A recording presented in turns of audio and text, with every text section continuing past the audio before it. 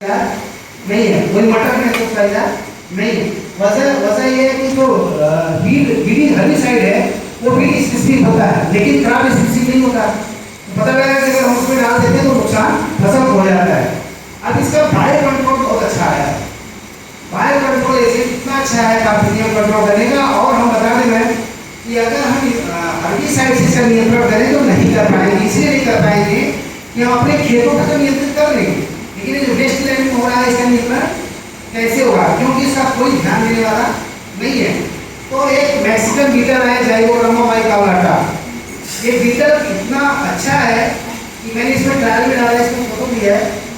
तो ये बीटल इतना अच्छा है कि जहाँ पे कार्बोनियम हो रहा है हम इसको ले आए छोड़ दें। ये भी आपका मिलता है जबलपुर में, इसका एक पैकेट ले आए वहाँ छोड़ दें। लेकिन इसका क्या होता है, मल्टीप्लिकेशन रेट बढ़ाने के लिए हम क्या करते हैं, जहाँ बिल्कुल फ्रेश कार्बोनियम हो या नेट हाउस बना देते हैं, उस नेट हाउस में उसको डाल देते हैं।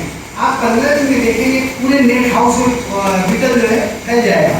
अब नेट को हटा दीजिए। आप नेट को जब हटा देंगे तो जहाँ कहीं भी होगा कार्बोनियम होगा वो पूरा मूव करेगा और उसको खाते हुए चला जाएगा। और इस जो बायो कंट्रोल एजेंट में कहा गया है बीटल, ये बीटल इतना अच्छा है, वफादार कर दीजिए कि भूखों मर जाएगा लेकिन फसल को प्रोवाइड नहीं करेगा। मुझे इस युग में सबसे वफादार इंसेक्ट कोई दिखा तो जाइगोग्रामा बाइकाउलाटा, जो खाएगा तो सिर्फ गाजर घास, नहीं तो भूखों मर जाएगा। गाजर घास समझ रहे हैं मैडम, आप ये बोलिए, ठीक है। गाजर घास का कंट्रोल बीटल के माध्यम से अगर हम करें तो बहुत अच्छा। मैं मैडम बीटल यहाँ छोड़ा था 3 किलोमीटर तक रोड पे, 3 किलोमीटर तक जो है वो दूरी तक खाया। फिर क्या होता है, जब मौसम चेंज होता है कहीं चले जाते हैं, हाइबरनेशन में चले जाते हैं, छिप जाते हैं। फिर अगर फेवरेबल कंडीशन नहीं मिलता तो फिर सर्वाइव नहीं करते। अगर नेक्स्ट ईयर फेवरेबल कंडीशन मिल जाए तो फिर सर्वाइव कर जाएंगे। इसलिए थोड़ा सा हमारे देश में बड़ी दिक्कत है। जैसे विदेश की बात कर रहे थे सर, वहाँ ट्रांसजेनिक क्यों पैदा हो रहा है जानते हैं? जैसे हर्बी साइड है, हमने एक non selective Harbi side develop किया, सपोज दैट ग्लाइफोसेट को मैं डेवलप किया, ट्रांसजेनिक पौधा पैदा कर लिया, तो किसी भी प्रकार का खरपतवार है उस ट्रांसजेनिक में ग्लाइफोसेट डाल देंगे, सारे खरपतवार मर जाएंगे, पौधा बच जाएगा।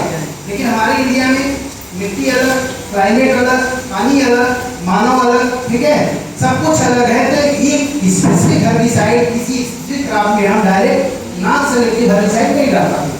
ये हमारे यहाँ क्लाइमेट की वजह से ऐसा समस्या आ रहा है। साइंटिस्ट हमेशा लगे कि हम ट्रांसजेनिक पौधा तैयार करें, कम से कम बीट के प्रति तैयार कर लें, लेकिन वो बीट के प्रति तैयार नहीं कर पा रहे। ये सब हम ना जाना। चलिए अभी तो ये सब हम बता ही रहे थे, ये सब किले हैं, ठीक है। अब इसके कुछ जो है मैनुअली कंट्रोल है। एक इंटरक्रॉपिंग विद्या को समझते हैं। जैसे गोभी में देखा गया, गोभी में देखा गया कि बार बार इंसेक्ट आता है और उसके कण को खाता है अंदर और उसकी पूरी पार्टी को खराब कर देता है। अगर इसमें हम इंसेक्टिसाइड डालते हैं तो चूंकि हमें 4 दिन बाद इसको खाना है, 8 दिन बाद खाना है, तो हमारे पेट में डायरेक्ट चला जाएगा। इस कीड़े को रोकने के लिए वहाँ पे धनिया कोरिएंडर की मिक्स क्रॉपिंग कर दिया या मस्टर्ड सरसों की, तब क्या होता है, वो इंसेक्ट ट्रैप हो जाता है धनिया के या मस्टर्ड, उसको वो नहीं करता है। अब धनिया पे हो गया तो धनिया का उपयोग, पत्ती का उपयोग हम नहीं करेंगे, उसके दाने का उपयोग हम करेंगे। सरसों पे हो गया तो कोई दिक्कत नहीं है। इस तरह से मिक्स क्रॉपिंग और इंटरक्रॉपिंग करके हम इंसेक्ट को कंट्रोल करते हैं। सेम कंडीशन से चना है, चना में पाड़ बोला जाता है, फली छेदा, अरहर में बीजन में पाड़ बोला जाता है। अगर उसके किनारे खेत जहाँ है उसके चारों तरफ गेंदा मेरीगोल्ड लगा दें तो ट्रैप हो जाता है, मेरीगोल्ड की पत्ती चला जाता है, पाड़ बोला का इन्फेक्शन के साथ लीन सीड लगा दें तो ट्रैप हो जाता है। लीन सीड में ऐसा स्मेल आता है कि इंसेक्ट का प्रकोप ही नहीं होता। और इंटरक्रॉपिंग करने से एक फायदा और है, जैसे पैच में हमने लगा दिया और इंसेक्ट का प्रकोप हमारे से पैच में हो गया और पैच में नहीं हुआ, जब उसको खाता है मूव करता है तो अपना होस्ट ढूंढता है। हम वही जाएंगे तो हमारा भोजन होगा, तो होस्ट ढूंढता है। लेकिन जब इंटरक्रॉप आया है, इंटरक्रॉप किसका काम करता है, बैरियर का काम करता है। जैसे ही चने के साथ मस्टर्ड का इंटरक्रॉपिंग होकर दिए, उसको स्मेल चने वाला नहीं आया तो मूव करके एक स्थान से दूसरे स्थान को नहीं जाता है, तो उसका मैनेजमेंट बहुत आसान होता है। केवल उसी पैच में हम दवा डाल दें, हमारे पूरे खेत में दवा डालने की जरूरत नहीं है। हाँ हो गया, कपड़ा हो गया है, नहीं तो झेला रहा हूँ।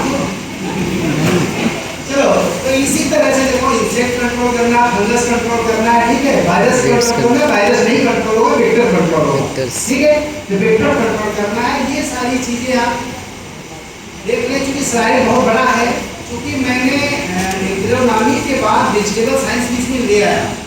इसमें बैगन, मिर्ची, टमाटर में भी जो समस्या आता है उसका भी यहाँ पे इलाज है। टमाटर की बात आगे बता दें, उस टोमेटो में जो ब्लाइट आता है वो मिक्स ब्लाइट आता है। सबसे ज्यादा ध्यान टमाटर पे देना है। क्या होता है, जब उसकी पत्ती में झुलसा लगता है तो हम सोचते हैं कि फंगस है, लेकिन उसमें बैक्टीरिया का साथ में प्रकोप होता है। इसीलिए हमें उसमें बैक्टीरियोसाइड के साथ साथ इंसेक्टिव फंगीसाइड का प्रयोग करना है, या कोई अच्छी सिस्टमिक इंसेक्टिसाइड के साथ सिस्टमिक फंगीसाइड का इसलिए करना, तभी वो नियंत्रण होगा। लेकिन किसान जाता है दुकान पे, दुकानदार जो फंगीसाइड दे देता है वो स्प्रे भी कर देता है, फिर भी कंट्रोल नहीं होता। अगर केवल फंगस है तब तो नियंत्रण हो गया, अगर दोनों है नियंत्रण नहीं हुआ, उसमें परेशान हो जाता है। तो इस तरह से हम कर सकते हैं।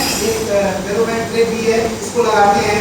फेरोमोन ट्रैप लगाने से क्या होता है कि फीमेल इंसेक्ट ट्रैप हो जाता है, तो इसमें जो पॉपुलेशन नहीं बढ़ता है, जिससे जब पॉपुलेशन नहीं बढ़ेगा तो मेरा फसल बच जाएगा। इस तरह से ये सब चीजें हैं, कोई बात नहीं, फालतू की चीजें आप काम कर सकते हैं। अब अगर लगता है वाकई आप लोग खेती से तो जुड़े होंगे, पता नहीं डायरेक्ट इनडायरेक्ट कुछ भी, तो खेती में समस्या बहुत है। एक सबसे बड़ी समस्या है, सामने दिख रहा है, फसल लगा है, बीज गया, खाद गया, ठीक है, लेकिन किसान के हाथ में कुछ नहीं। इसके बाद शुरू होगा खरपतवार, इसके बाद शुरू होगा फंगस, काटते काटते इसे, तो बहुत चैलेंज है। अगर कुछ ऐसी समस्या आपके सामने हो जिसका समाधान हो करना है तो आप करें, कुछ पूछ सकते हैं।